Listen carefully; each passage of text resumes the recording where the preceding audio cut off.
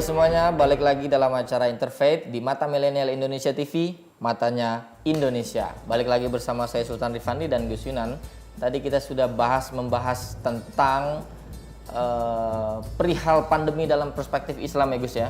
Jadi ternyata banyak kok hal-hal positif, berhusnuzon, bahkan contoh di masa lampau gitu ya terkait bagaimana Islam sebenarnya menganggap atau menyikapi pandemi yang datang seperti sekarang.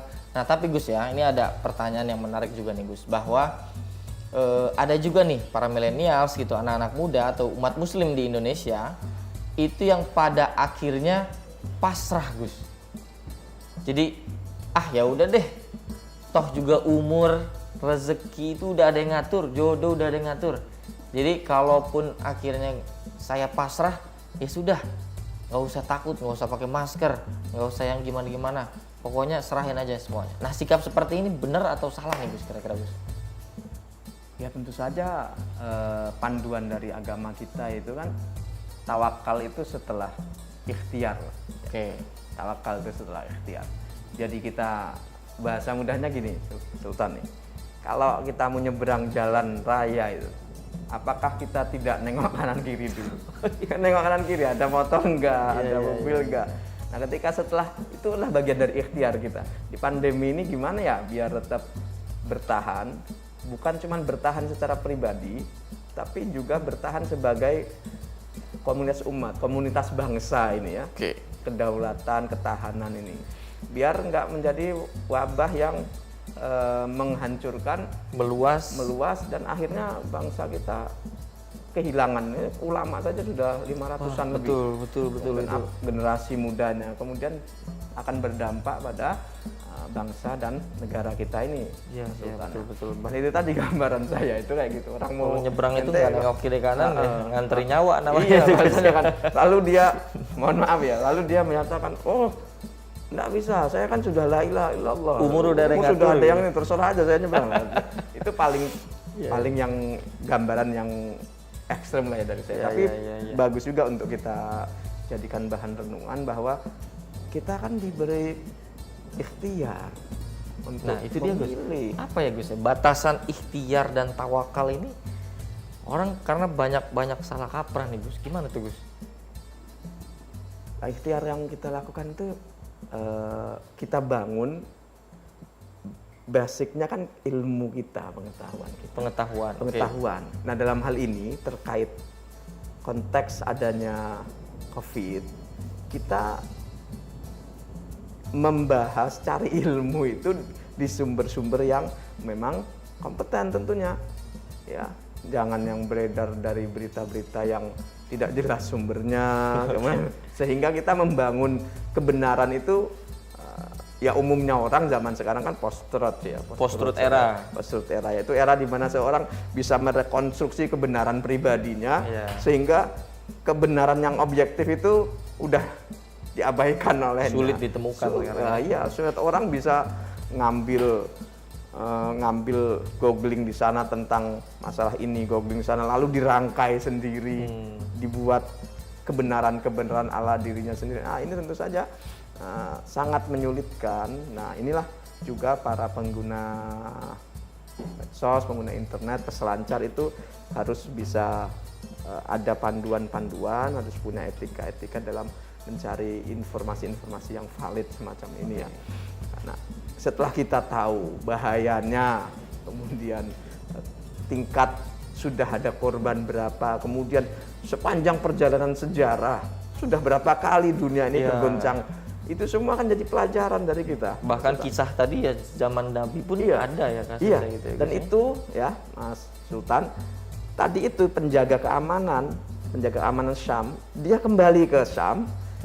Sayyidina Umar pulang ke Madinah. Yang ke Syam ini wafat ya karena kena wabah itu akhirnya.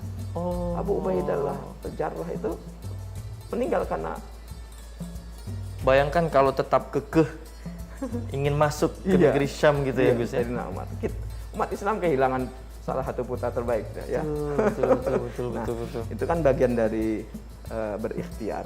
Jadi kalau Sayyidina Umar itu memaknai takdir itu kalau engkau masuk melakukan A, ada konsekuensi A di belakangnya loh.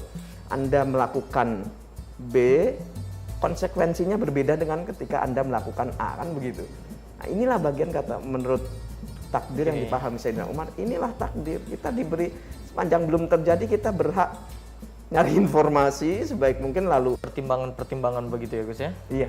Oke, berarti antara ikhtiar, tawakal, doa itu kan mesti diperhadapkan secara sejajar sebagai umat muslim ya Gus ya. Nah, ini penerapan dari ketiga hal itu secara sosial itu bagaimana nih kira-kira Gus? Kan orang lebih mayoritas atau dominan udah deh doa aja deh, kadang-kadang kan gitu. Udah deh, yang penting pasrah aja deh. Nah, itu melengkapi tiga hal itu tuh gimana tuh Gus? Saya gini, Gimana Gus? Sultan, saya ingat hadis Nabi riwayat Tabrani. Itu bunyinya khiyaru ummati ahiddauhum. Sebaik-baik umatku adalah yang paling tajam dari mereka. Tajam pikirannya, menembus gelapnya malam. Jadi maksudnya tajam itu hidup ini untuk apa? Kemudian dia konsisten berjuang, kemudian menemukan hal-hal yang nggak ditangkap oleh banyak orang gitu kan, umat Islam. Jadi umat Islam itu diminta oleh baginda Nabi itu untuk cerdas lah, smart ya, memandang. Pikirannya out of the box gitu ya Gus ya? Iya, bisa menembus hal-hal yang sulit ditembus. Terkait hal ini juga kan akhirnya kan Islam itu melahirkan ulama-ulama besar, terus kemudian merumuskan 5 hal yang concernnya agama kita, yang menjaga keturunan, menjaga ini semua karena itu tadi, karena Menjaga 3 hal tadi tuh Gus ya? 5 hal itu, karena Islam merupakan rahmatan lil alamin, sehingga tidak benar terus diperbenturkan antara yang kita takuti itu hanya Allah, tidak boleh kita takut sama penyakit. Itu kalimat yang simplistis sekali ya. Lupa bahwa Nabi Musa saja dalam Quran dinyatakan wa akhafu ayyaqtuluni. Ya Allah, aku takut Fir'aun dan bala tentaranya membunuh aku. Itu level Nabi. Ada ketakutan. Ada ketakutan. Al-khauf. Sementara kita sendiri yang umat Islam biasa ya, itu membenturkan antara beriman kepada Allah, takut pada Allah, tidak boleh takut dengan yang lainnya. Tentu saja kita sudah sama tahu, takut sama Allah itu takutnya gimana, takut sama penyakit dan sebagainya. Betul.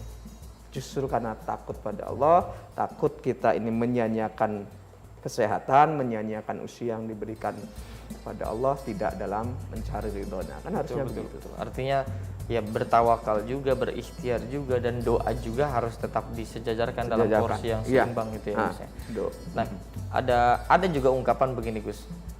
Irhamu ma fil ard wa yarhamukum ma fis sama. Jadi sayangi apa-apa yang ada di bumi, maka kita akan disayangi dengan apa-apa yang ada di langit. Di langit, betul. Nah, konteksnya kan ini memang ya virus corona ini kan juga, pandemi ini juga kan ada di atas muka bumi ini ya Gus ya. Artinya kita juga patut menyayangi nih Gus ya. Apa gimana tuh Gus kira-kira Gus? Cara menyayangi kita untuk tetap bisa menyayangi, oke ini makhluk Allah juga nih pandemi. Gimana Gus? Menyayangi semua yang Allah berikan pada diri kita itu adalah dengan merespon sesuai dengan apa yang diridhoi oleh Allah Subhanahu wa taala. Tentu saja ya. Jadi kita sekarang bisa melampaui ini dengan mendapat poin yang bagus di mata Allah Subhanahu wa taala.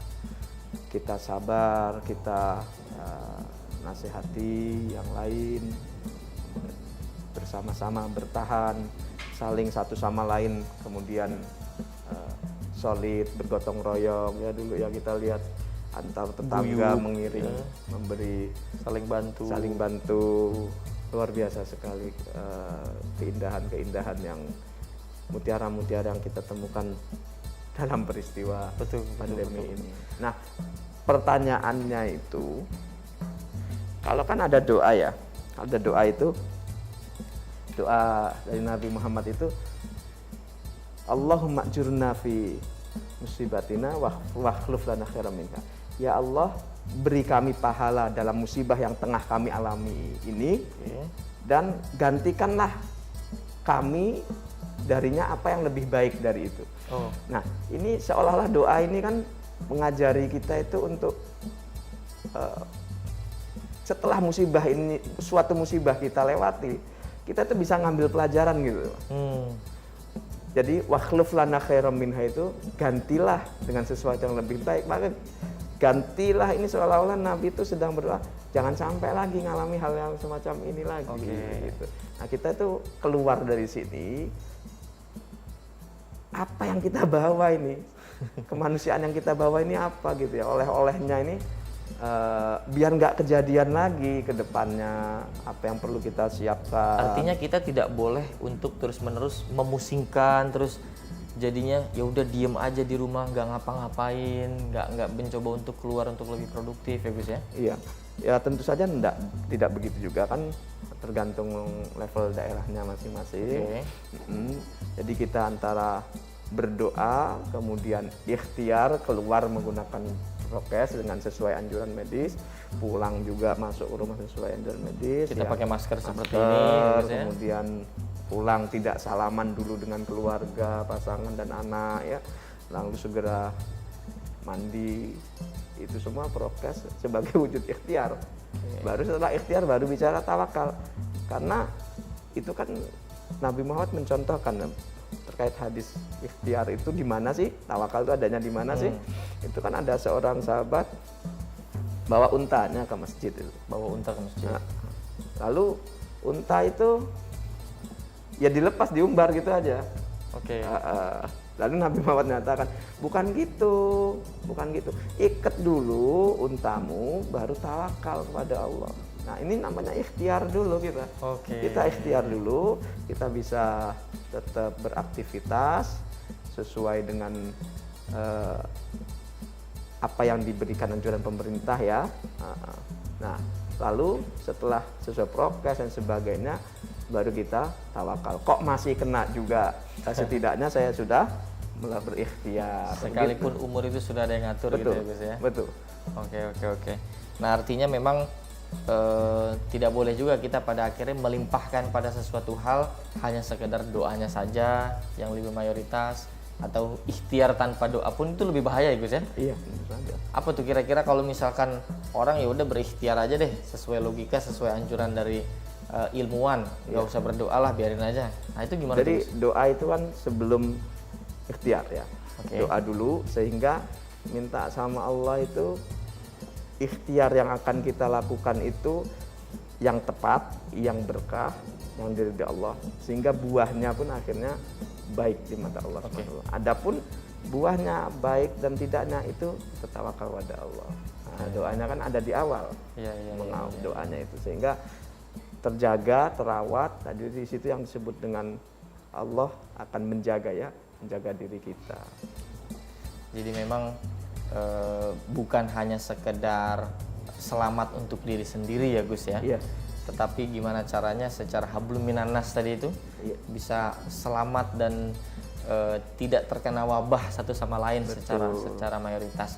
Ya, luar biasa sekali apa yang dikatakan oleh Gus Yunan tadi, bahwa ternyata ada banyak hal-hal positif yang bisa kita lakukan di balik wabah virus corona ini, tetapi tentu akan ada banyak pembahasan lainnya yang akan kita tanyakan kepada Gus Yunan. Jadi jangan kemana-mana untuk pada kawan-kawan, para hadirin dan para millennials, tetap di Interfaith Mata Milenial Indonesia TV, matanya Indonesia.